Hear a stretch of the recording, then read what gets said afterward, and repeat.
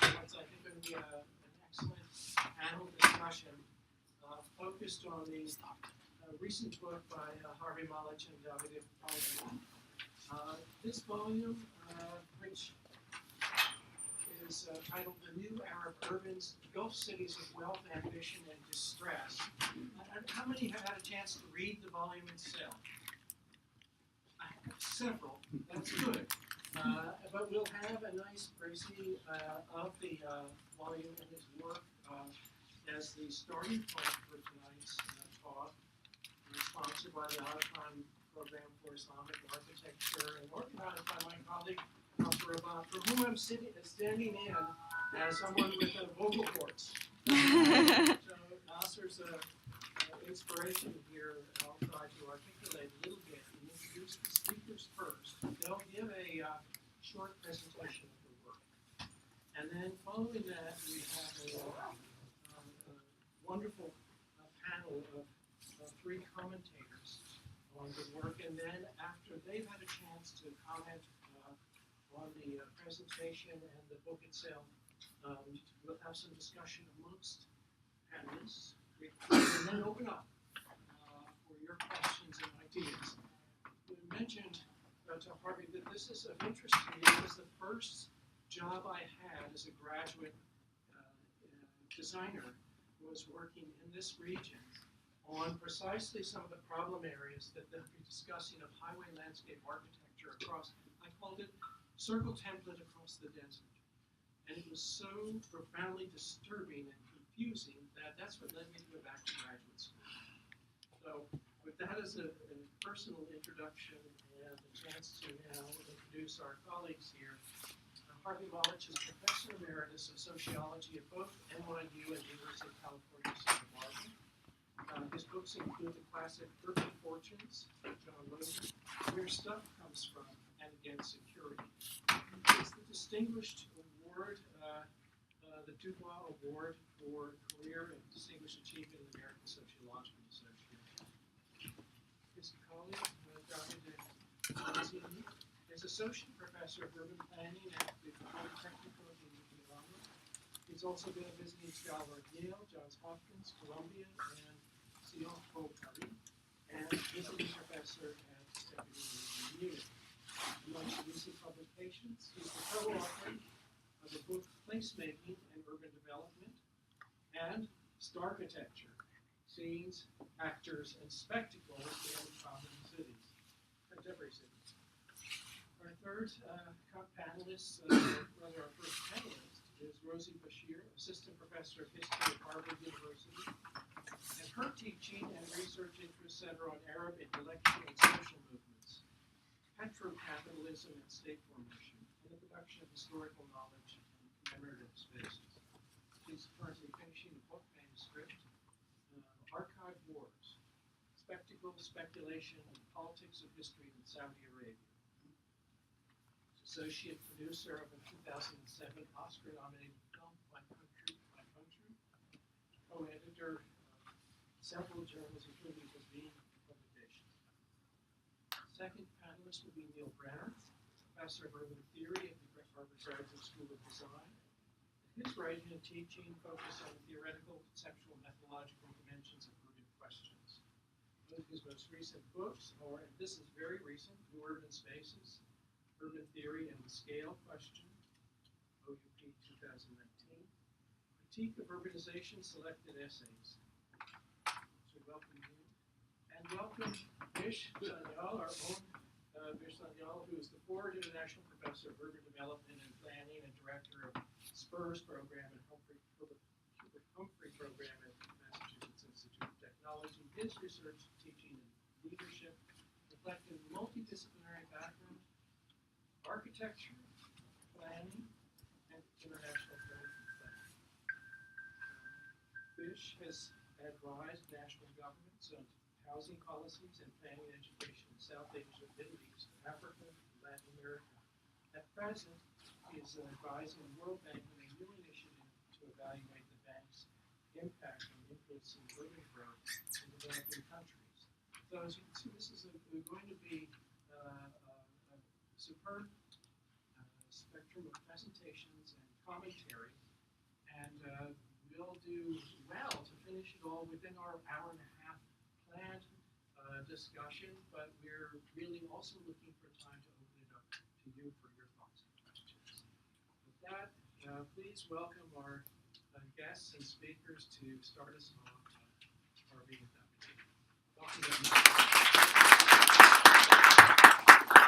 Thank you for that warm introduction and also warm conversation for various reasons, particularly warm. And I'd also like to thank Nasser, who I began with, and have enjoyed so much the connections and for doing the work and helping to make this go forward in the way that he does things, which you must all know, because I think I was not treated in an unusually wonderful way, just a wonderful way. So Davide and I got going on this project quite through discovering one another. That is, Davide's in Milano, I'm in New York, and we met each other through our publications, or I met him through his publication. I don't think I had any in this realm at all. And so we met under honorable circumstances, where it was actually intellectual materials that caused us to seek one another out. And so we then did, and as a result, we've had exhibitions now in 3 different cities in the world, as well as the opportunity to collaborate on meetings, conferences, and now this book that is just been released. And here it is, the new Arab urban Gulf cities of wealth, ambition, and distress. We spent a lot of time trying to come up with what that last word should be in the title. I'm not sure we got it right. This slide is irrelevant here because everyone knows where this place is, but in other presentations people don't. And so we must take a moment to show them, in fact, where it is, how geographically small they are, and what a contrast there is between the geographical scale and the scale of impact, which is quite remarkable given that scale. And of course, we all know the basis of that distinctive contrast between the scale of the geography and the scale of impact. And it's due to a conjuncture. I'm a sociologist, which is a land where there's a constant search for universal laws of urban development, as opposed to the field of history, for example, where there's more comfort in the idea of disjunctures happening and forks in the road and distinctive turns of events. This is a distinctive conjuncture, and it's one in which the British, in effect, were exiting from many parts of their colonial holdings, at least the de jure part, and an embrace in the United Nations of the concept and the idea of self-determination, which then creates the possibility of there being these countries at these geographically small scale, and countries which did not have a long preamble of a political maneuvering in order to get that autonomous political structure. We also have what has been called fortuitous citizenship, which I think is a useful way of characterizing what happened, which is that at a certain year, it was decided, well, at the time of the creation of the UAE, that people who could show their family lineage going back in the region to 1925 become citizens.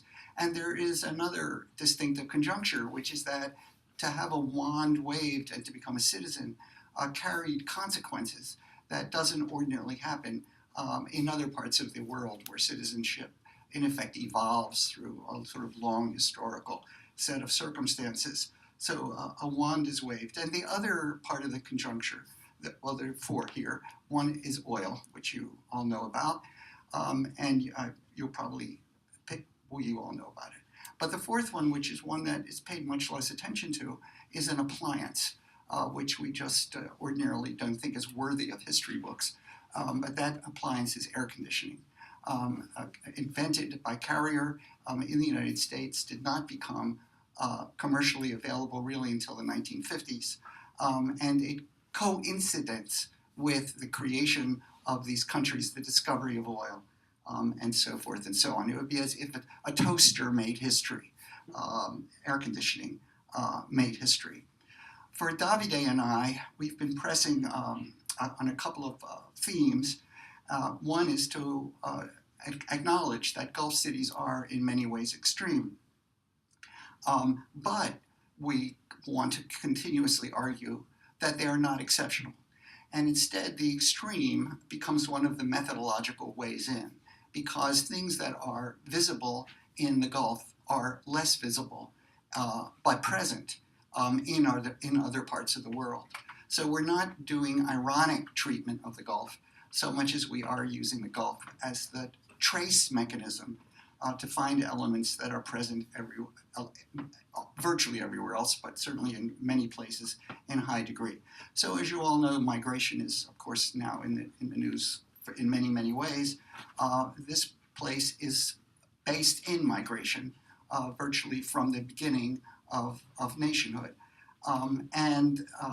Those migrants are there under the kafala system, which means they're under temporary visas. They serve as under the pleasure of local sponsors.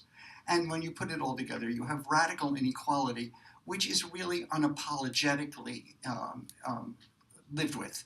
And institutional arrangements are built on the assumption of radical inequality. It's not some odd thing that then has to be worked around. Oh my gosh, look how unequal it's become.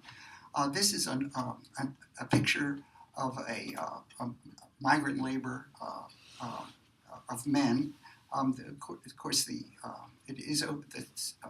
sex ratio is overwhelmingly male. This is, I don't believe is typical. It's an extreme case, but it's an instructive extreme case because it ran on the front page of the New York Times and in The Guardian, which then generated a great amount of attention in places like New York and London to the labor conditions in the Gulf and the extreme inequality.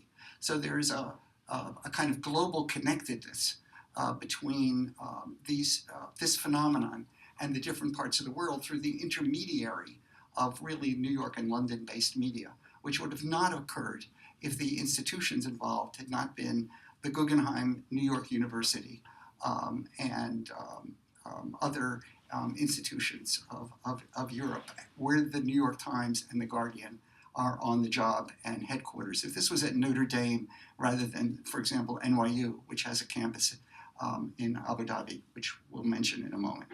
This is where workers live now. This is a worker camp. The camps are built to hold as many as 25,000 people. There are hundreds of thousands of people who are living in these camps. This one is overwhelmingly male. You can invest your money in it. That's how I went to a real estate fair and was presented with the opportunity of taking a position in this. What we have, and this is another major theme of our work, is a contrast. We risk stereotypes of India, a land of contrast. But here there really is a contrast, and a contrast of internal tension generated by that contrast. And the contrast is between the cosmopolitan goals, which are intense, and the deferential treatment to Islam and to tradition, even as that tradition is kind of invented on the go. One big workaround. So there are workarounds to deal with these problems, and consumption is a big workaround. So if you are a citizen, that is that 1925 magic date, you are entitled to a big house, and people have big families, not as big as 23 children, and the birth rate's going down, but still big, and big automobiles, domestic workers, and nice jobs. The phrase nice jobs is very interesting because the work week for a citizen, which is that minority, a work week for the citizen, for those who are in the labor force, which is less than in other countries, that labor force works fewer hours in a day, fewer hours in a week, fewer hours in a year, and fewer hours in a lifetime.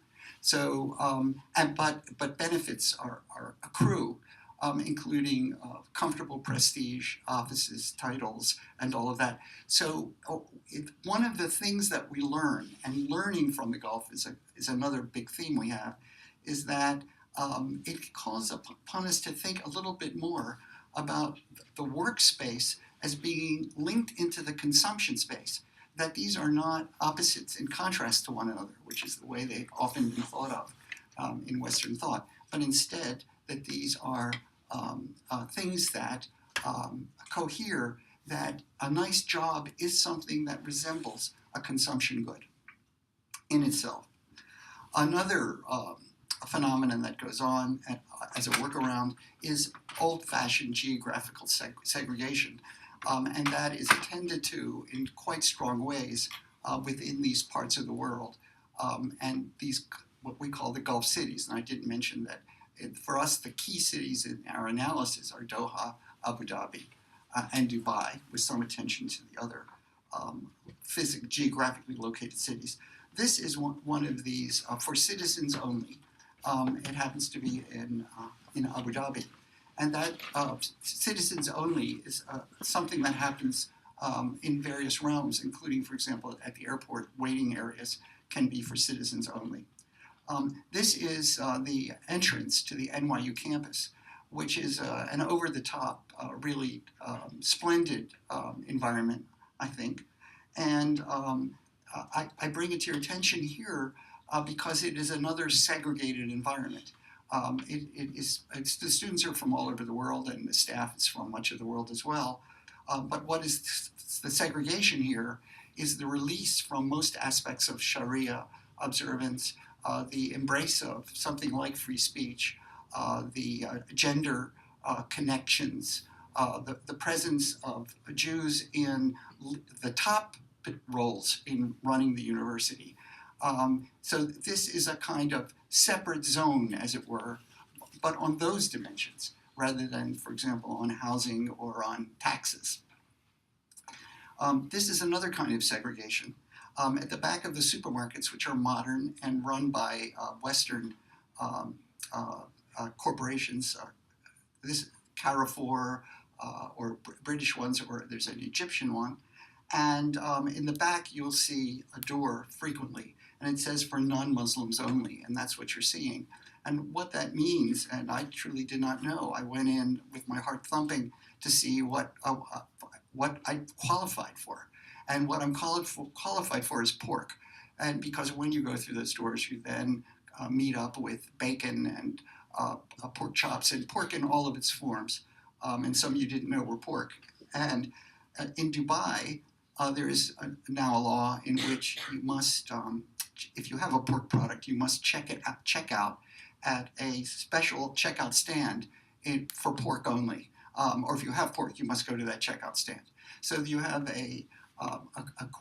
there are macro modes of separating things out, and then there are meso, and then there is micro.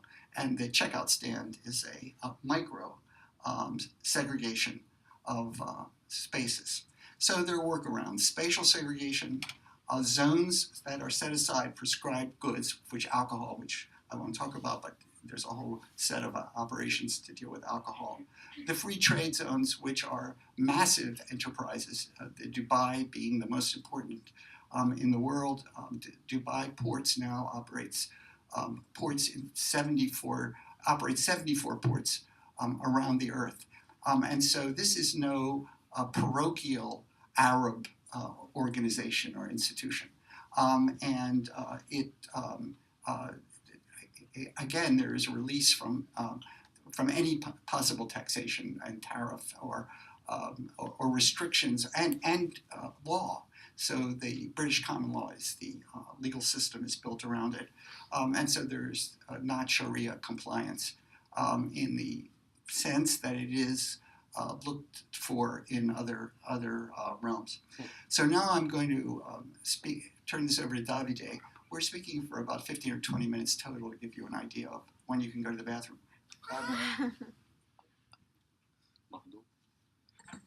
Thanks again for the invitation. My job is to take on more on the architectural side of the research, and basically one of the ways in which ghost cities are depicted is the pinnacle of bizarre architecture. I'm going to argue that if we suspend our judgment for a moment and we look at these pieces of architecture and their urban environment at multiple scales, there are substantial scholarly payoffs to understand how cities in general, not only in the Gulf, get to be built and operate in a transnational environment. Most of the photographs you will see now on are taken by a photographer, Michele Anastasi, with whom we worked for the exhibitions that Harvey mentioned, and more generally as an intellectual cooperation. This example is, as you see, probably already know, is the most leaning tower in the world, the Gate Tower in Abu Dhabi. The way in which we photographed, we worked with images is, of course, not only to show the piece of architecture, but also to show the surrounding in a way, and the way in which they are not taken care of, as the point in most cases is to show off the piece of architecture.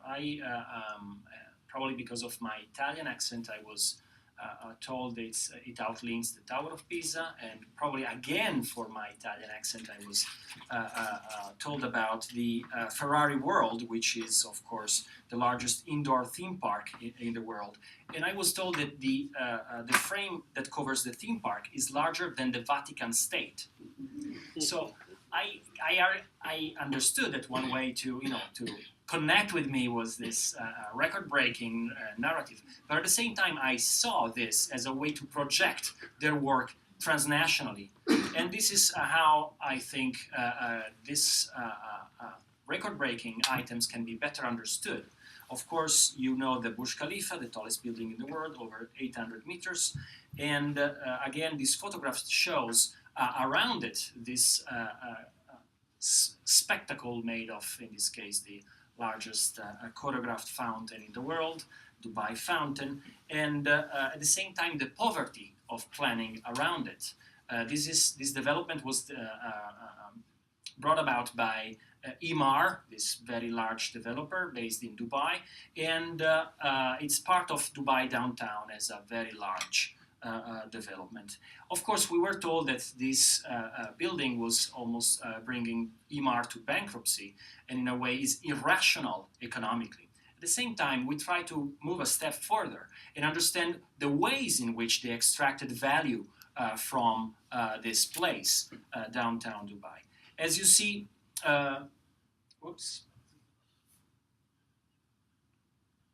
sorry. As you see, there are this on your right-hand side. You see this mall, which is the largest mall in the world and welcomes 70 million visitors every year. Is a way to extract value from the spectacle that every night goes on at the foot of the building. In a way, a great number of people go there and participate to this spectacle and consume.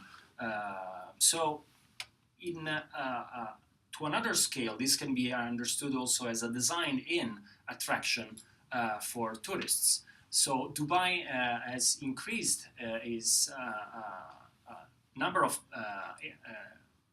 passengers coming through the city because of Emirates Airlines. And as we have been discussing this book in North America, we picked this a piece of information because it was quite impressive for us to discover. So Dubai has more overnight international visitors than New York City.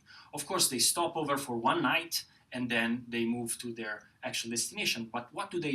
They go in front of this building, they take a selfie, go to the Dubai Mall, buy a purse, and move on to their destination. So this, in a way, this place can be understood only transnationally. Not far from here, there is Emaar Square, which is another part of the city that is developed by this developer. And the building can be understood at even a wider scale, as Emaar works now in 30 different countries and is currently developing other 3 Emaar squares around the Middle East. So the Burj Khalifa, having this record-breaking and headline accomplishment, is a way to reassure investors, say in Istanbul, that they are capable and expert in doing wonderful projects and have returns out of them. So this is again another way to argue that we can understand transnational urbanism through the Gulf, but we can also be aware of the dramatic problems of bringing it to the extreme.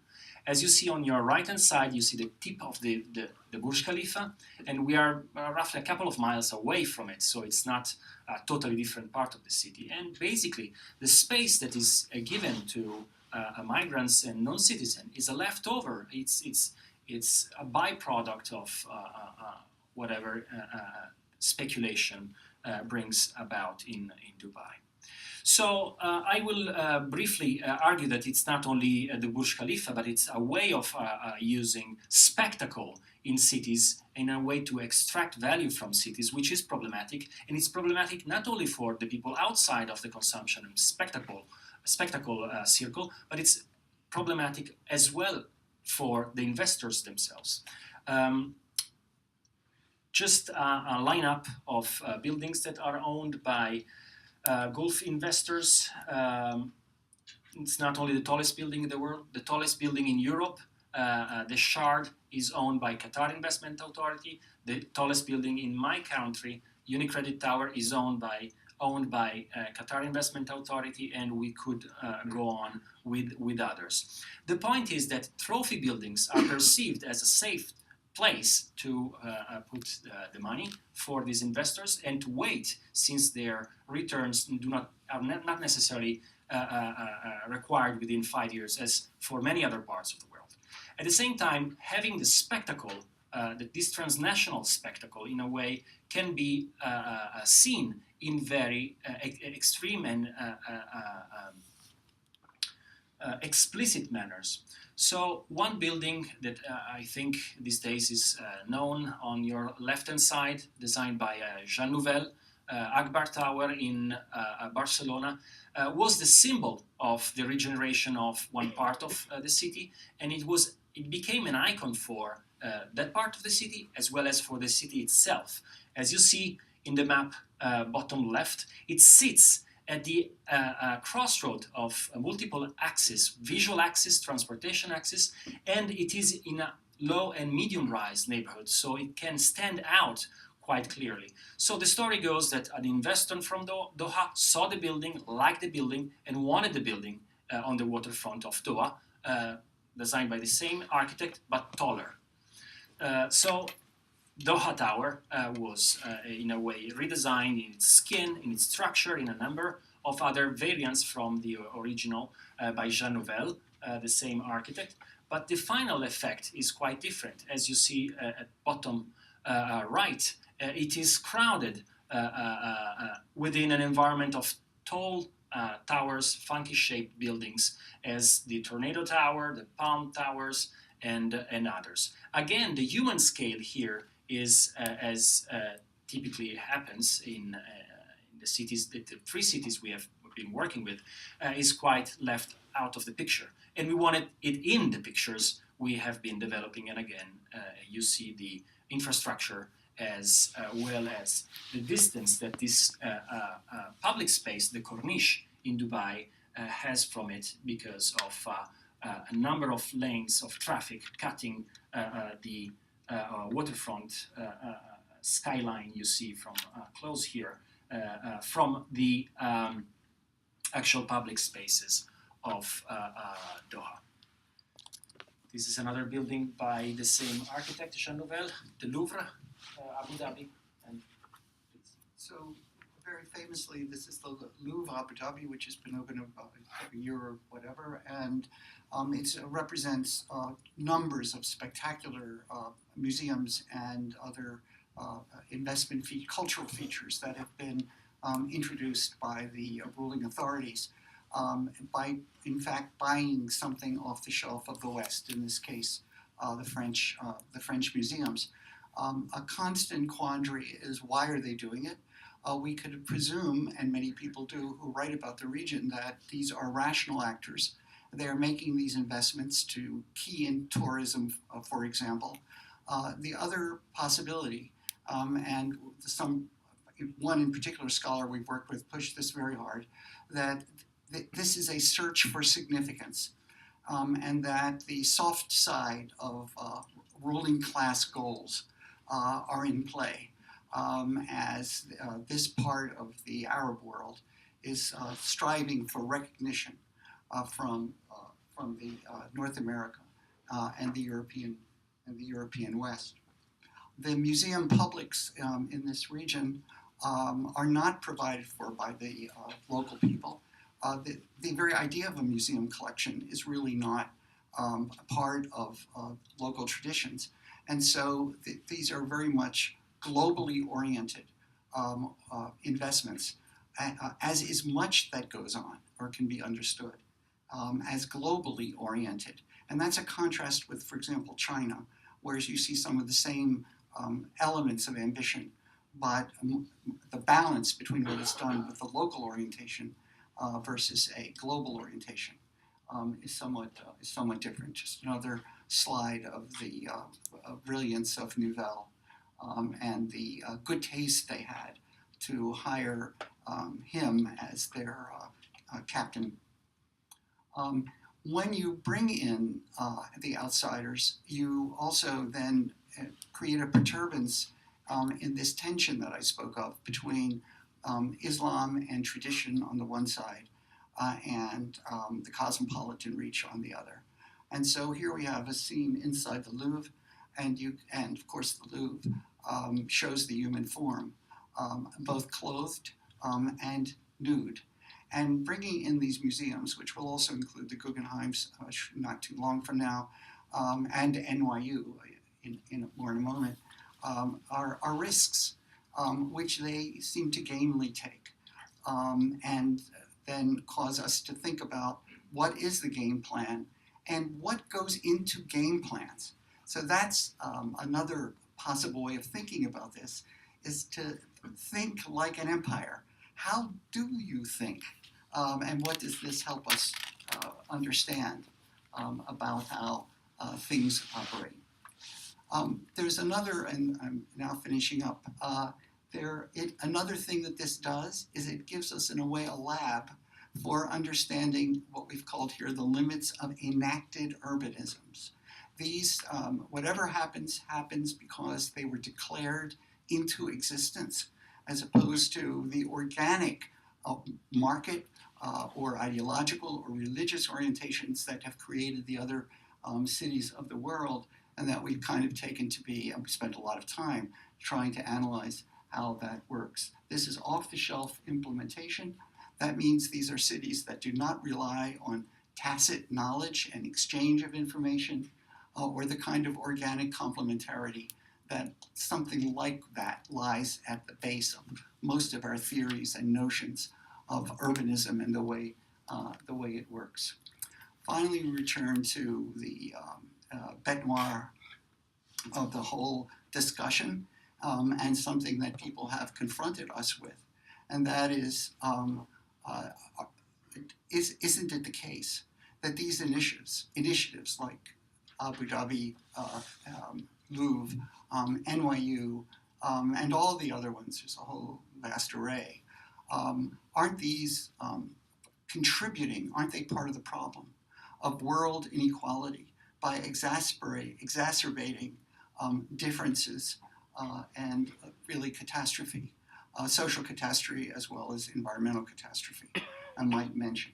On the social catastrophe of global inequality, we, as we thought about it and consulted with our colleagues, we came to the problem of, are these causes of global inequality, which the critics very much promote that idea, or are they displays of it? And if they're displays of it, then what they're doing is making available to us intellectual and political and ruling processes that are otherwise less available and less visible. And the kind of politics you would then engage in and we could talk about this more, is in fact different than if you want to root it out because you proclaim it as something that is evil in the world. And we end with the very phrase from Robert Venturi. The Venturi Scott Brown book, Learning from Las Vegas, was in a way a part of the inspiration for our approach and for our project. And in particular, Robert Venturi's phrase in other of his writing, we have an obligation toward the difficult whole. Thank you.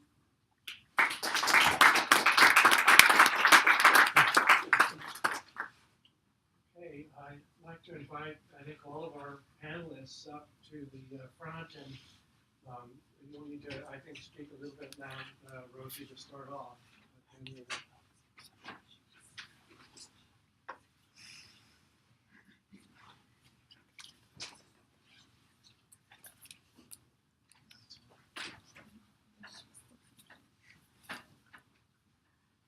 Turn the lights on, or there we go. Perfect. Good enough. Thank you. So, the projector off. Okay.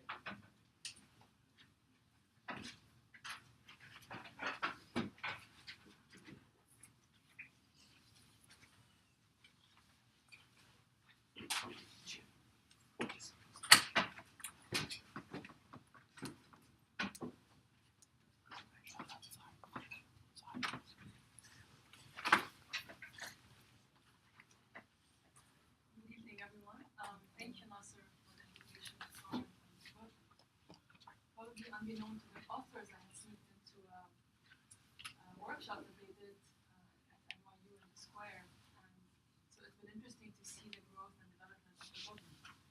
And I'm very happy to see that this volume is very much framed around de-exceptionalizing Gulf states. It's a very welcome move.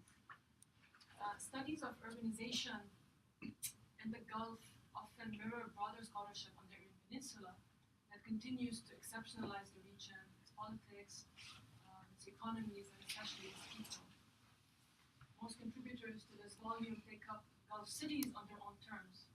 So instead of simply using so-called Western analytics, models, or standards, and uncritically applying them to the study of Gulf cities, the contributors here in this volume attempt to theorize some of the transformations in Gulf urbanism, and if anything, gauge how these can inform urban developments occurring elsewhere in the world. So the volume actually joins a few critical works of the last 2 decades that not only take the Gulf as a serious site of theory making, but also to interrogate the role of the Gulf in the world. It joins a few critical works of the last 2 decades on the Arabian Peninsula itself, and yet the fact that scholars of the peninsula still need to write against such exceptionalism merits a few words. So I'm going to talk a bit about that. Now, I don't know how well you know the peninsula itself, but I'll just say that the significance of the peninsula to the global circulation of people, of capital, of commodities, and of ideas is quite immense, from the Hadramoti or southern Yemeni imperial networks of the early Ocean world, Oman's imperial heritage, to the social, cultural, and political influence that peninsula states have wielded. That is not even to mention the oil industry of the 20th century. Yet much of the scholarship has privileged the latter point on oil production, and not in very sophisticated, let alone historically grounded ways. The focus on this social fact has masked the peninsula's rich history for those of you who know much about past. So for these reasons, we know very little about the region, especially about its cities and about its rural areas, about the diverse people and populations that call the region home, and importantly, the social movements they have organized since the formation of these modern states, which have seriously informed regime policies and actions. We don't usually think about that much. For the most part, social mobilizations remain invisible, and the ways in which they shape what regimes, what policies the regimes actually enact, we don't necessarily see that or recognize it. So for me, the way I look at it is that the study of the peninsula actually rests on a paradox. the peninsula has global significance, but only marginal status in the scholarship. Middle East studies as a field is complicit in this exclusion, so we are not off the hook. Scholars of the Middle East have for long considered the peninsula to be a backwater, with oil being the only thing worth studying there. After September 11, it changed a little bit, not too much. Scholars began to study religion and security, but always from a US foreign policy perspective. As a result, the peninsula is often portrayed as insular, as homogeneous, as devoid of politics, devoid of class conflict, devoid of urban and cultural production, in other words, exceptional. In these ways, we see one of the most integrated and diverse regions in the world rendered as a place without history, not worth serious scholarly analysis. A place where little existed prior to the exploration of oil. So this before-after periodization becomes entrenched in the scholarship, especially in urban studies. Add to that the fact that the regimes of Gulf states have been heavily invested in producing one official history of their respective countries and propagating it domestically and abroad. That the mainstream media has perpetuated all of these stereotypes and continues to write in the most problematic ways about the region just adds to the difficulties that scholars of the peninsula face. This remains so despite the critical and sophisticated literature that has emerged on the peninsula again since the early 2000s. And I should say, however, that critical urban studies of the Gulf have been too slow to challenge these entrenched modes of exceptionalizing the region. For the most part, and I don't know how kosher it is to say that here, for the most part, you had planners and architects who know little about the region and its history, who were commissioned for some design work in building a project square, and later wrote about the place in the same problematic ways that reified the stereotypes we are all hopefully critical of by now. You know, the blank slate concept is one that comes to mind immediately. But beyond this sort of lack of knowledge, there's a lot to be gained by continuing to see the Gulf as exceptional. The conventional narrative benefits authoritarian regimes, for sure, I'm not contesting that, but it also benefits the corporations, the planners, the architects, and the consultants that work for them. It's easier on the conscience, I suppose, of course, to think that people there are quiescent, that they have no agency, that the politics of consumption is enough to explain their passivity. But also, and we can talk about that more in the Q&A if folks are interested, but also to be critical is to jeopardize future work in these regions and to jeopardize access to these states. And I'm curious how that will affect the work that you're doing here. So the new era of urban I describe as overwhelmingly informative. It's a great addition to the literature on de-exceptionalizing the Gulf. Many of the contributors succeed in taking up the Gulf on its own terms, not in referential frames that still, whether intentionally or not, take Western Europe and the United States as the model. So the contributors bring different modes and methodologies of understanding some of the same urban changes that many scholars have written about before. I'll just mention a few examples of these methodologies or theories or ways of thinking. So for example, bringing STS, actor network theory, the idea of assemblages into the conversation just makes it a much more critical way, critical understanding of these urban developments. Rethinking the trope of hybridity and how that can be productive in understanding of cities. Nastasi's work on photographic perspective, some of the really beautiful pictures or photos that you saw here earlier on. The notion of enclave political economies. And especially what I found especially productive is the concept of the workaround and what that tells us about the undergirding logics of built form and these urban environments. Now, I would not be a good historian of Saudi Arabia if I did not point out the glaring absence of Saudi urban life for most work on urbanity in the peninsula. Beyond the mega-industrial cities and the new cities that Sarah Moser in this volume actually described in her chapter. And I recognize that spaces that you focus on here, you mentioned the three, Doha, Dubai, and Abu Dhabi. But when I followed the buildings, to reference something that you mentioned in your conclusion, when I followed the buildings in Riyadh and in Mecca for my own work, my conclusions about the politics of urbanity were rather different.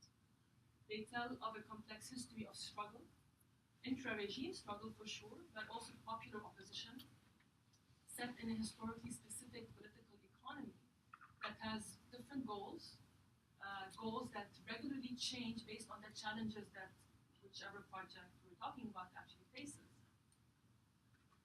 But capital and the need for it and the need to increase it beyond issues of profitability and not the constant and spectacular unlimited availability of capital. That's how we often think about oil states, right? As having these unlimited hordes of capital at regime's disposal. That's just not true. So in my work, I see that bringing in capital, increasing capital is a big factor in actually how a lot of these logics operate. So in my view, bringing Saudi Arabia in, not just Saudi Arabia, but urban planning in other Middle Eastern cities like Beirut, say, where Gulf capital is instrumental, right? You cannot, and it's a nice link actually to areas or cities outside of the Gulf itself, would be very important. It might complicate the idea of the Arab urban. Now, in thinking about,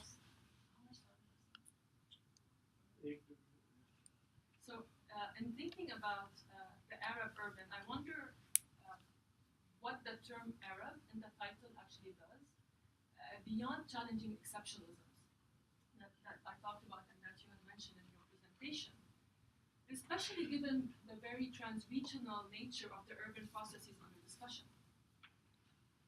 So maybe to be a bit provocative, how would our thinking change if we were to truly provincialize Europe, to use Chakrabarty's term, from our understanding of modernity? If we were to truly stop privileging Euro-America as the site of modernity, can't we think of modern urbanity everywhere as hybrid, as global? Can't we take for granted that all architecture and built form is an amalgam of ideas produced by exchange, be it through colonialism, globalization, or other forces? Whether we're thinking about places like Lisbon, Paris, London, and New York. How would that change the way we view or write about all these projects in the Gulf? Not from a defensive posture, but from one that truly captures the complexity of global urban forms. I wonder if doing that would actually change the way we even approach projects like the World Cup, or hosting the World Cup, or the Formula One, and write about them as we would when they are being held in any other city, any other country. And the same can be said about the politics of knowledge production when writing about knowledge cities, satellite campuses, and the universities, whether it's NYU AD or the universities in Qatar. I'll just end with this point about academic freedom that you mentioned also in the book. How does academic freedom in the Gulf map onto or depart from the illiberal forms of politics that dominate in liberal democracies like the United States?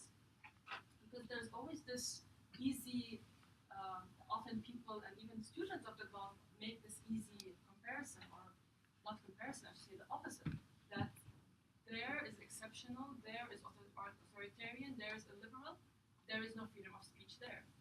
And of course, the connotation is that here is different, here is liberal, here is freedom of speech. So how do forms of releasing speech in the Gulf states you work on map onto or depart from the liberal forms that we see occurring here?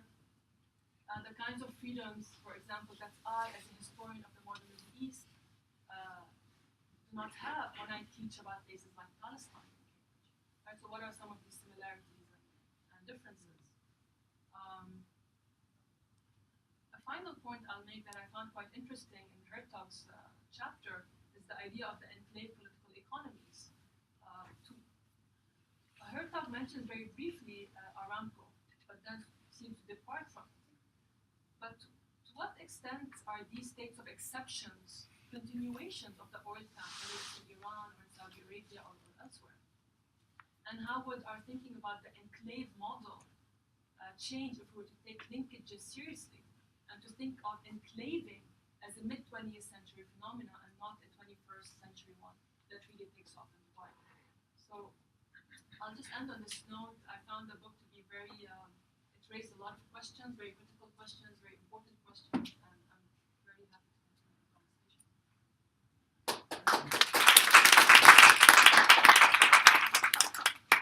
So, Nasser, thank you so much for including me. Thank you, Harvey and Davide, for this book. I'm particularly happy to be here because Harvey Molotch is my friend and colleague for many, many years. We joined NYU together. I won't say how long ago, but it was a while ago. And during the 11, almost I think 12 years that I taught there, Harvey and I worked together on a pretty much daily basis in many struggles and many endeavors. And we were both jointly appointed between the sociology department and the metropolitan studies program. And I never get to see Harvey these days because my life has gone in different directions. So it's fantastic to be here and also to catch up on your latest work in collaboration with Davide. So this, I have a few things to say, and it connects up very well, I think, with some of the points that have been raised. I'm interested in urban theory and the question of the challenge of reinventing our approach to urban theory in relation to emergence, in relation to ongoing sociospatial transformation at all scales, from the planetary to the most local, from the contextual to the more systemic. And so in a certain way, I want to raise some questions about the urban part of the title, even though it's all, of course, fully intertwined.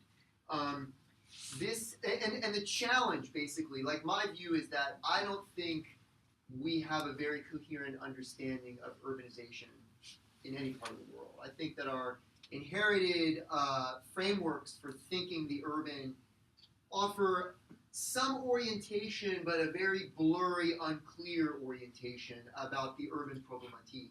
And I would make that argument in relation to Euro-America as much as to any other context. So we who work in urban social science, urban humanities, urban design, we have really fundamental challenges to confront, which are both theoretical and empirical and practical.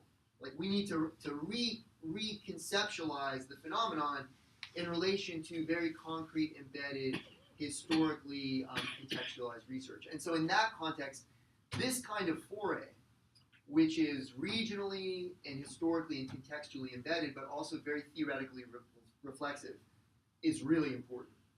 And just the kinds of conversations, the kinds of debates that it is already provoking and will continue to provoke, we need to do that. We need to do that through deep contextual analysis and through kind of geocomparative accounts. So I'm very inspired by this kind of work. It's an exciting book. It's wide-ranging. It connects diverse urban theories and debates to detailed analyses by a whole team of researchers of the Gulf cities. It preserves, as an editorial strategy, it's actually a pretty interesting approach, because when you do an edited book, you can try to impose a kind of framework, or you can try to get your authors all to answer the same question. But it's a little bit tricky depending on how you curate your list of contributors.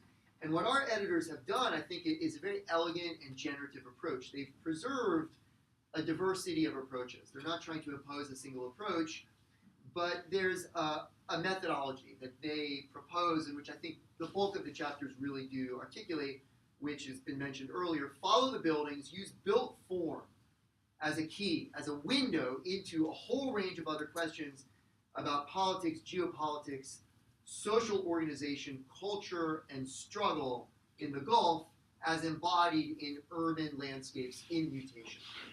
The tone of the book is exploratory, again, in a way that I find very generative. The editors open by emphasizing that extant theories, whether neoclassical or Marxian or everything in between, do not do the trick, even though they may offer some partial grasp of conditions and transformations. We need, they suggest, to look for alternatives. I fully agree. But they proceed imminently, rather than impose a pre-cooked approach that they want the authors to test out.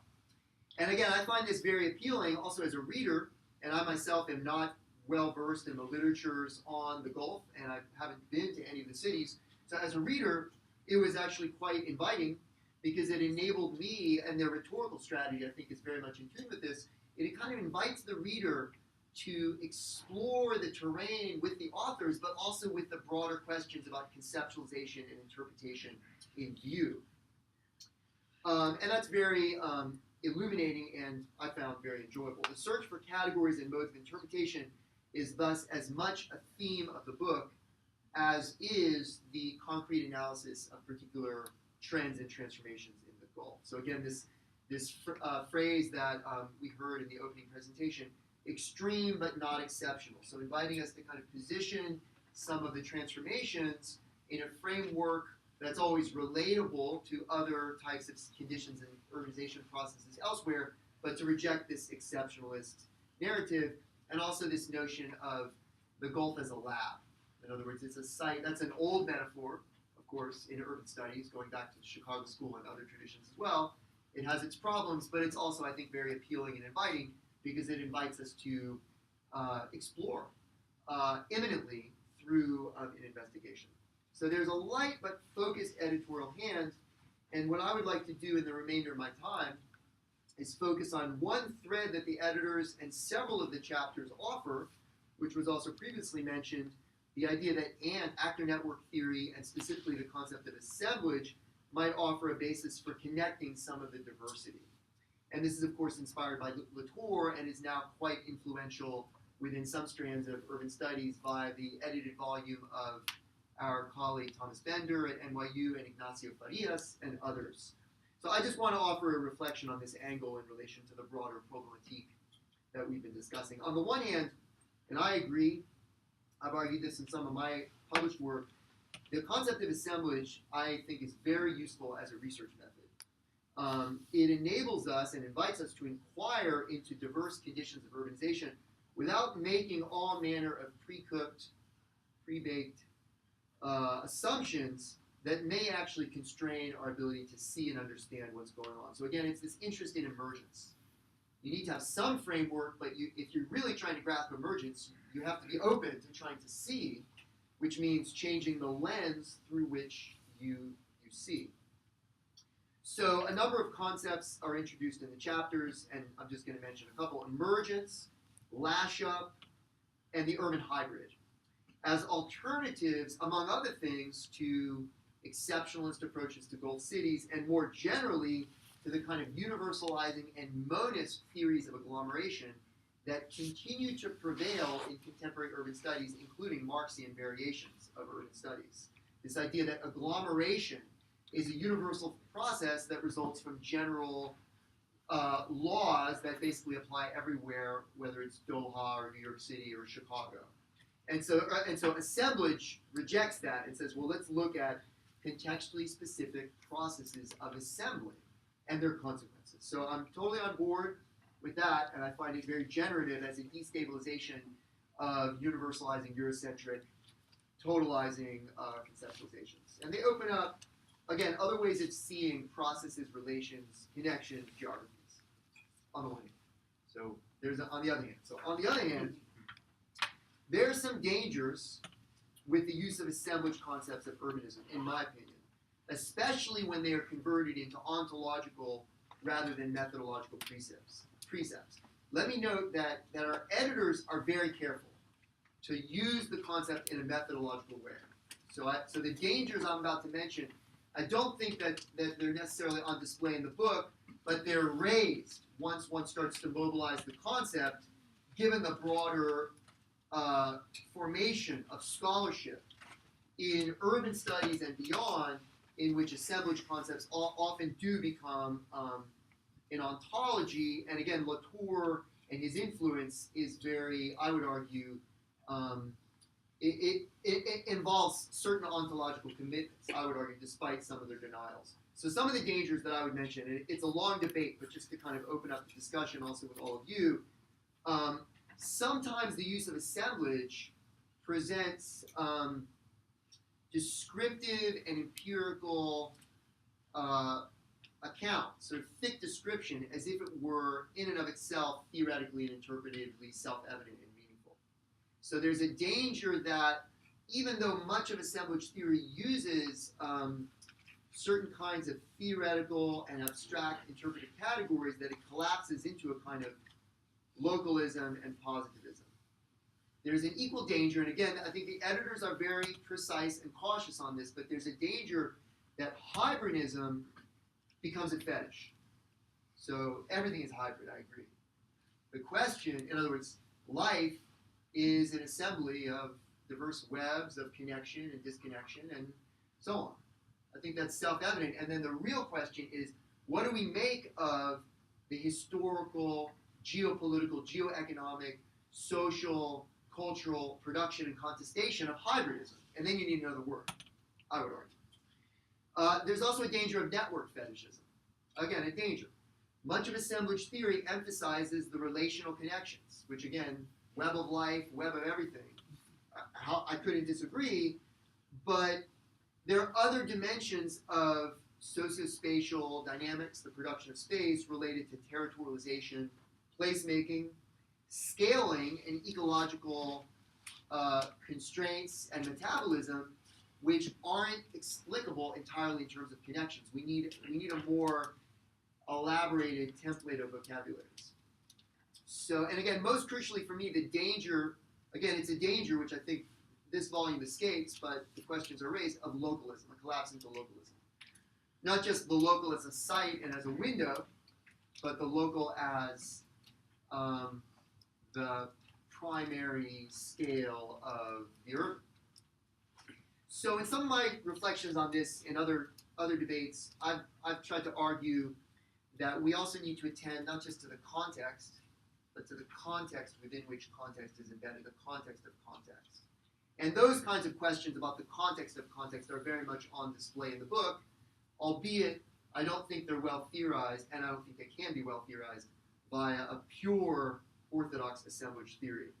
And again, many of these issues have already been raised. State power and the production and transformation of urban space. Questions about urban governance, democratization, what some call the right to the city, the appropriation of the urban through the inhabitants, the users. Questions about speculation, financialization, embodied in vertical built environments, architecture, and so forth. And then the last one, which is really, in some ways, my obsession in recent years, and probably for a while to come, the whole question of the hinterland, this, what we traditionally call the hinterland, which I put that in quotation marks because hinterland is also a term that's very problematic. We need to unpack it. Clearly, and more generally, what I mean by that is the ecological, the material and ecological supports of city building and city growth, which, again, several chapters deal with in the book. Mina Akhavan's chapter on the port is super relevant, and other chapters engage with it. But the Gulf cities are very interesting because it's true that much of what they consume is not supplied within the immediate contiguous hinterland. And there's some work that I'm more familiar with on Singapore, which is in a similar situation. But actually unpacking the material and ecological hinterland of Singapore is something that can be done. It's actually pretty hard to get the data. But once you do it, you're actually looking at a quite variegated geography of water, food, raw materials, energetics, and waste management, which has a materiality that needs to be theorized. And again, that's not your project, but it's a question about the context of context that I would argue is quite relevant to the study of the Gulf cities.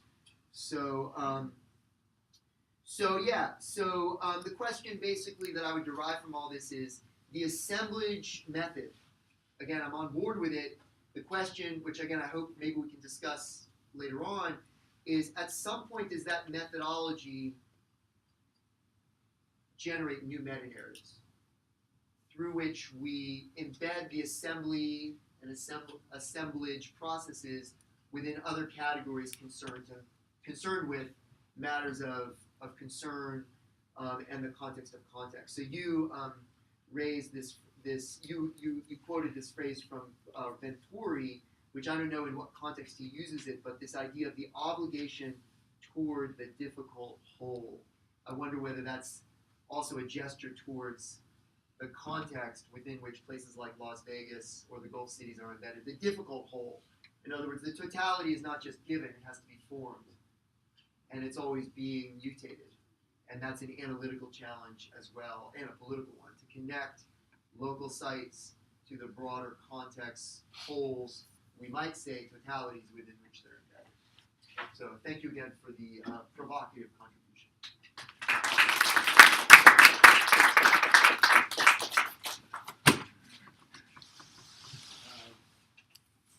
Let me just start by saying that I really appreciate Nasir asking me to comment on this. And when he wrote me saying there'll be a presentation panel and there'll be a dinner. So I told him I have to read a book or to have dinner with you. But I really enjoyed the book, and I think that I'm glad that you asked me to do this, to read this book and to think about it. Many of the points are already covered, so I won't repeat them. But I would just want to highlight a few things. I thought that the editors went backward to be very objective, somewhat neutral, not being turned on by the urban theories from here, and I use a neoclassical Marxist, and they say that very explicitly, saying that what we are seeing there doesn't lend itself to the way we explain things in the West with our theories, right? It is a very interesting point. And I have heard this point before in this argument about southern urbanism, that somehow the cities in developing countries, the issue of informality and the poverty, etc., that those kind of things cannot be explained by the way we explain order, the way we explain agglomeration, and that they need a separate, different category of work, separate conceptualization completely. So I was looking to see if by the end of the book, I would have come to some different conceptualization, different concepts that I could use to explain a different reality. And that's what kept me going. So I want to say, intrigued by three issues on this issue of southern urbanism. So one thing that struck me in the reading it that it was basically saying, well, there are a lot of contradictions. Things live with contradictions, as if in the West we don't live with contradiction. I mean, we live with contradiction, we live with democracy and high inequality at the same time, right? So is that what shows you that this is something totally unique that doesn't lend itself to either neoclassical economics or Marxism? Because I think a lot of it can be explained, actually, by actually following a very orthodox theory. Not all, but a lot of it. The other thing that struck me also was interesting, a comment they made about maybe these are not cities. That's very interesting, that completely abandoning the concept of the city and saying these are little enclaves of things, guarded communities. And I started thinking, so if it doesn't follow the whole history of the city, the way cities were emerged. And I think it's a really interesting question to ask. If it's not the city, what is it? Right? What exactly is it that we are seeing? And which conceptual category would we now invent to explain this social reality that we are witnessing? The second thing that I want to mention about is I wish that you had done a little more on the connection between this area, Gulf, and the rest. And I know that you always mention, and all the commentators mention about transnational. We know that architects are from Europe or United States. There's a connection. But I think that connection needs to be given more emphasis. What is it about that connection that is leading to this production of these spaces of that kind, right? And in that connection, let me pick one actor that I know of, and we all know, are universities. So NYU went to Abu Dhabi, produced NYU Abu Dhabi, and there's a chapter in Abu Dhabi. And why I read it so carefully, because when I was the chair of the MIT faculty a few years back, MIT was having a real trouble actually about decision to invest both in South Arabia, and there was all sorts of pressure to create new universities. And NYU took the leap. So people were very upset. Many of the faculty came and told me, if MIT signs this deal with KAUST or other places, we are not going to go. They don't allow Jewish people, they don't allow LGBTQ, they don't allow women, etc. We are not going to go. And in the same time, so I was always arguing with our administrators, why do you want to go?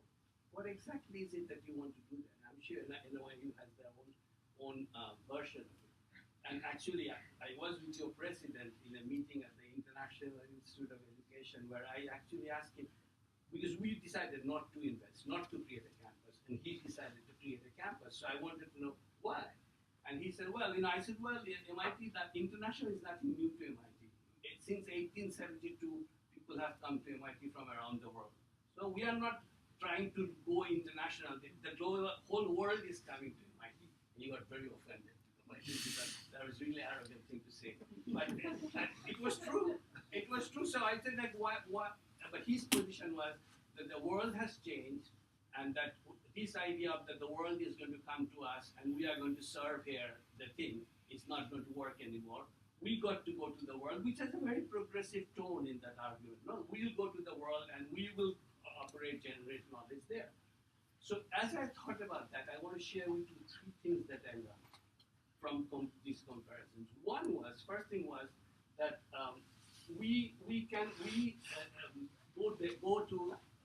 the faculty was saying we don't want to invest because and the administration said no, we will go to an illiberal regime and we will show them demonstration effect, like economists would say. We will show them how you can generate knowledge in a progressive way. Yeah, with all kinds of different people, with all kinds of different things, with freedom of speech. We are going to establish and show them that there is a better way of generating knowledge. That was the implicit argument. That we will, and this is the argument I've heard before when we had a big fight about divestment in South Africa. That when we said we are not going to divest because we are going to sit on those boards of these firms, and from inside we are going to pressurize to make the policies more progressive. It's a very distinct argument. Huh? Does it work? That's the question. Does it work? My impression is that, and actually the story that David and Harvey says, where actually a member from there is now sitting in the NYU board, makes me think that actually NYU changed. It was not their change. And so the question is, where is this coming from? This idea that you can take a campus there and shield it, and then that somehow things are going to change. I would like to see more evidence how that works. Because in case of South Africa, divestment did help. When you actually divest, it did hurt.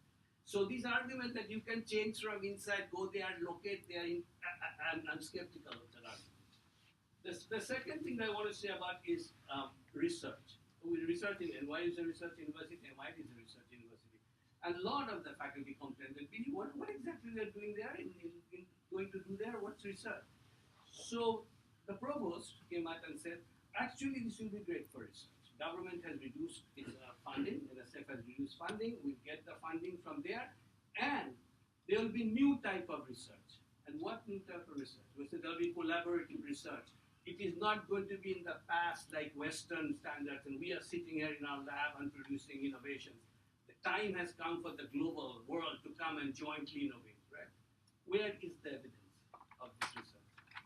After all this investment, where is the evidence that indeed a new sort of research has emerged from this kind of us going there? So I'm very skeptical that these kind of claims are made about research that will. I'll give you another example. It was very hard to do research on infectious diseases in Boston because yes, there are regulations. Boston University faced a huge problem for creating a lab. So they said, well, these places have less regulation, including Singapore, and we will go locate there, and we can do research that we cannot do here. So this is basically bypassing regulation. Again, if we look at the kinds of research that has come out, where is that research that you couldn't do it here? That you had to go to Abu Dhabi or to some other place to do the research. So I raise a question about that. The third thing that comes to my mind is an issue that I want to share with you. Let me just get my thought here. In the literature and in development, international development, which is a field I work on, there has been a long tradition of argument between the relationship between economic systems and political systems. And the relationship between capitalism and democracy was at the core of developmental thinking after Second World War. All developing countries, particularly in this Cold War, that also justifies that argument about the relationship between economic systems and political systems. And what struck me in this issue was that this relationship, we began to question that there is a relationship like that by the 1970s. As more and more Latin American countries turned into authoritarian regimes, one after the other, and keeping capitalism alive, people said, well, capitalism can function very well without democracy, actually. Right? The issue came back again in the 1980s after the collapse of the Soviet Union, saying, no, there is a relationship between capitalism and democracy. So what I wanted to ask is, in explaining the reality an economic system that is producing these spatial patterns or buildings, etc. What is it about politics that the book says? What is it that the book is saying? But what is the link between that? And I know that the very progressive scholars, and they already showed about the emphasis on inequality, etc. That they're very worried about the inequality. But what can it say about the relationship between these two systems? And I want to say that what struck me in this is if they mention about Arab Spring, the word Arab Spring appears, well, I'm sure it appears maybe other articles, but in the main first chapter and the last chapter, it appears once and twice. Arab Spring, you know it's there in the back, right? And you mentioned this issue of social opposition from below. So these laborers that are staying in those places that you saw, and the 70-80% diligence, etc., based on what you have seen, what is going to be the role of them in influencing the pattern? And I would like to know that. What is there hope? Or is it that they're going to go back to Pakistan, as the book says, they go back to Pakistan, and 60% say, I would rather go back to Middle East, I'd rather go back to the Gulf for the job. They like the job, despite all the problems, right? So give us some sense of hope, how progressive change comes in this kind of domain.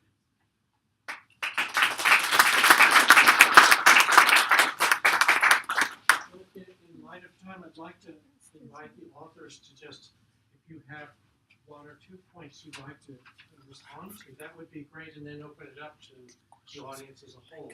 There's so much was said, and we all have fantastic notes here, but Harvey, would you like to lead on with a point or two? Just that I thank you very much, and if you're looking for hope, from me, you've come to the wrong place. I don't know that this is an especially hopeful book. It's an attempt at analysis. The difficult goal, and that is the place that is hard to find. Well, let's say one thing. The difficult hope, if you quote from Venturi, actually at that moment, Venturi's quote was not hopeless. He was telling us that to keep your hope, you have to look at the whole thing. It's not as bad as you think, right? Las Vegas. So by opening with Venturi, you are also saying, open up, see the place. Let's look at it, let's understand it more carefully. That is true. I very briefly want to try to encapsulate part of the message by responding to a mix of a question from Rosie and Bish, basically about illiberal states and democratic development. I will use a very simple example of connection between large-scale development projects in the Gulf and counterparts in the West.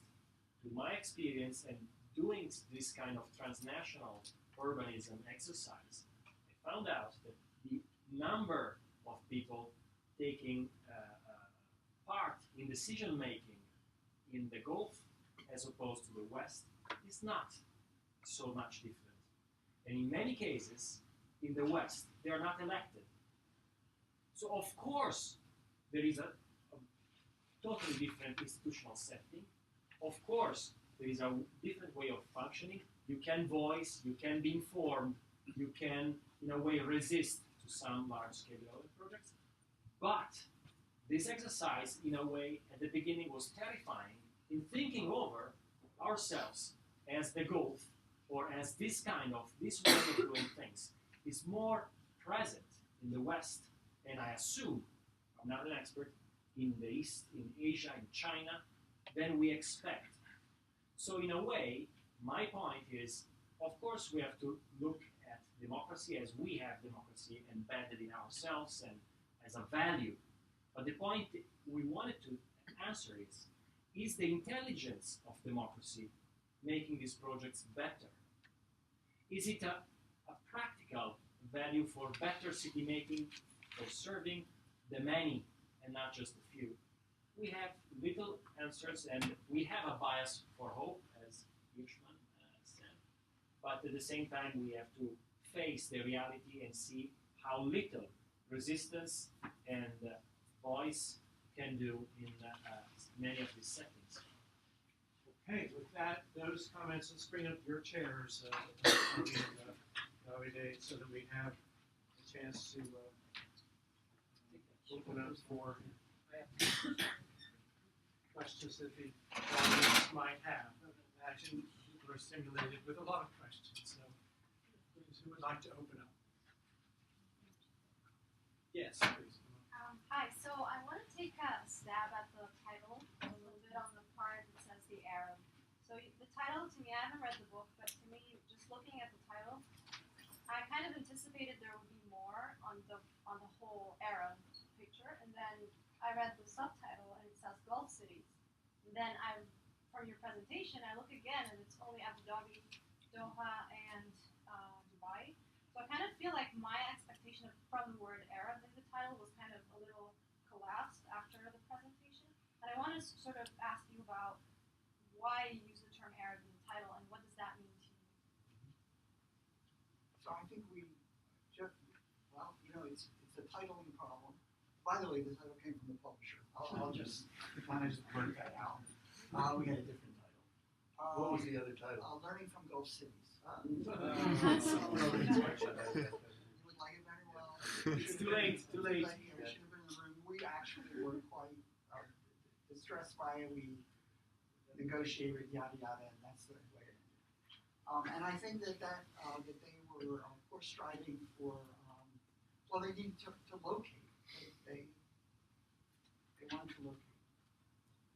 And I'm not confident. I'm not. well, chapter 1 and 2 by colleagues basically may provide a larger picture of the context and historic framework in which the Arab is set. One of the points is basically that there is no such thing as an Arab city, we understood, nor an Islamic city. And in a way, these cities portend an understanding which is inherently transnational by its circulation of ideas, of way of building cities, in a way can be used as a reference to this very concept, and a couple of chapters basically explain that. With that said, we basically based our reasoning on Gulf cities in the plural. Again, there's no Gulf city. We don't argue there is a Gulf city model. No, sir.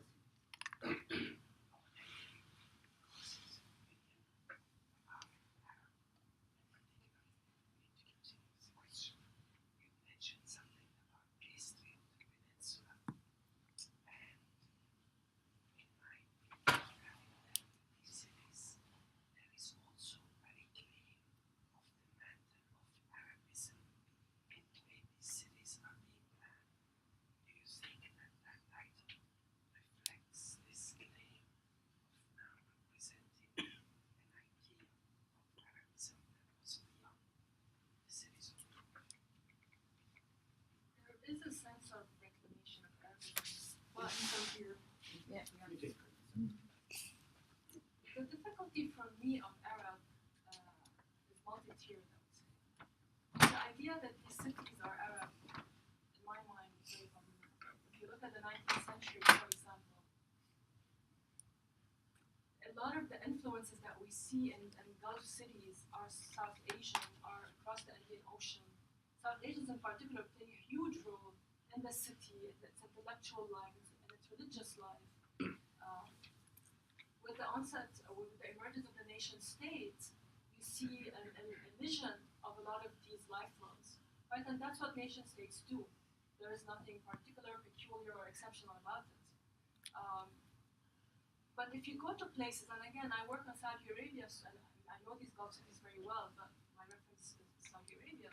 If you in the early 2000s or 1990s, if you went to neighborhoods in Mecca, you would still see the influence of these other non-Arab peoples, right?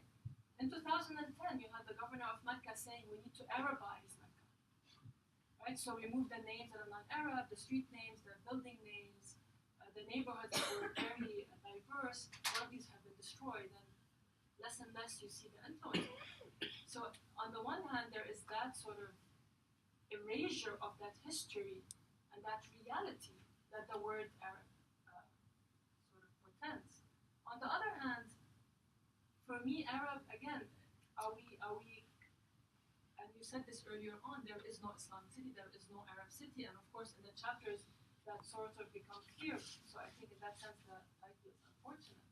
But so how do we then think about the Arab? Is it a new mode of Arab that's emerging in the Gulf and in particular places within the Gulf? Does that say anything about the region as a whole, how nationalism is being played? If you think about how the Gulf are supposedly taking the mantle of politics post 2011 uprisings. So I do think that the problem of homogenizing the place and the people has been occurring for over a century. With state formation, it's accelerating at a very rapid pace. Maybe that mirrors petrocapitalism, post-1970s. But again, how do we think of a place like Damascus in the next few years? Will that change the way that we think about urbanism in that part of the world? How do we think about urbanism in Morocco? Or Egypt, the new cities? So again, for me, Arab here is, it could have complicated, it doesn't complicate our understanding of this place the way that it should. I don't know if that's the answer you're looking for. Good discussion.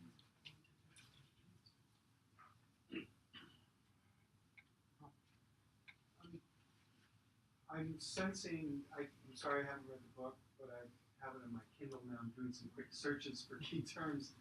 I get the sense from your presentation and the terms I'm looking for in the book, a reluctance, or maybe you have flooded with information that contradicts the sense that it encourages a conclusion that it is about power, soft power, cultural relevance on a global stage, and thus to a domestic audience.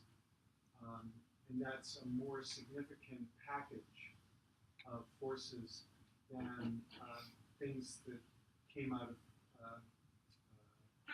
Urban Fortune's work earlier, where there was a very real sense that money, not for the sake of money, but money as a vehicle towards power. And of course, none of these things are contradictory, but I'm just wondering if you can say something to those of us who are familiar with the earlier work and are kind of expecting, do the threads extend upward, or are you contradicting, finding new evidence that doesn't support an extension? So it was a learning and a derangement of some of the things that I used to believe. However, I don't think the book is to assert the importance of soft power as the distinctive phenomenon. And I think the book tries to, for one thing, it's by different people who have different orientations. But one of the things that the derangement of me comes from is the idea that there are things we don't know, and that the search for a coherent, something like universal orientation to understanding historical evolution is is not there and has taken a beating, and therefore it plays in that there's this soft power set of notions. There's few ethnographies that work toward that kind of thing. But I think for us, the old notions of political economy and oil are very much dynamic forces. It's just that they're combining in ways that the old tools that people like me used are terrifically compromised. To think of their, for example, growth machines that are driving this urban development when a familistic aristocracy is very much in play. That the British Empire and its vestiges in the setting up of the hierarchies that were put in place when they left, that's in play. So really, I have gone through a reorientation.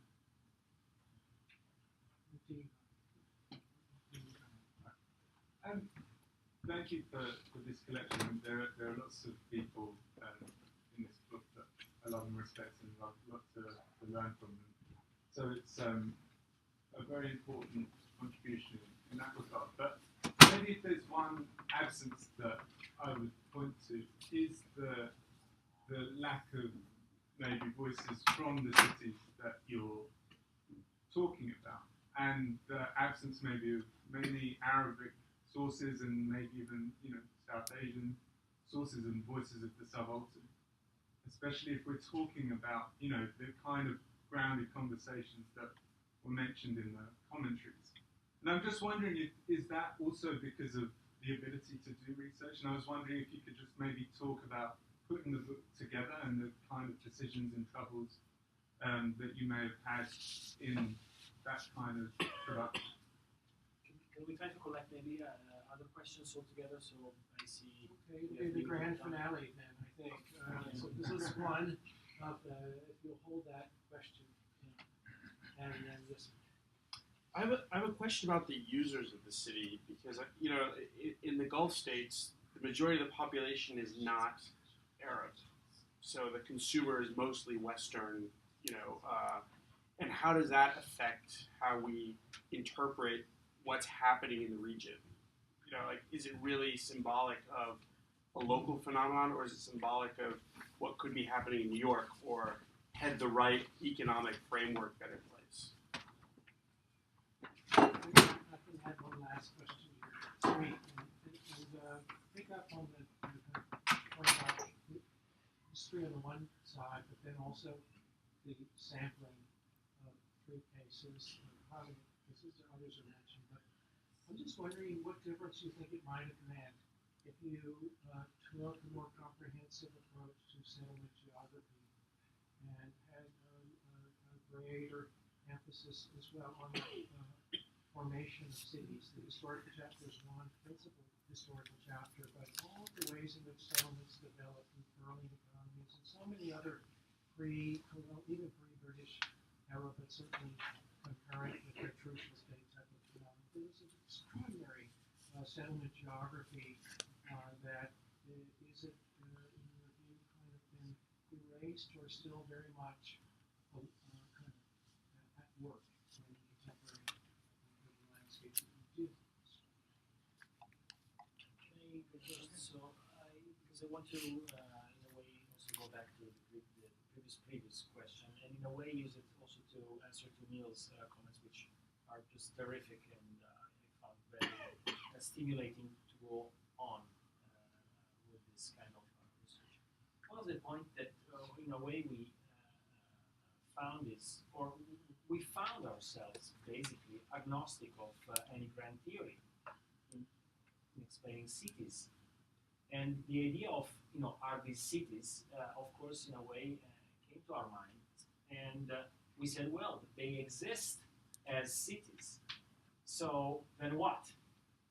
Is this, if the theory, if the practice doesn't work in theory, it's nonetheless something that occurs and is in place.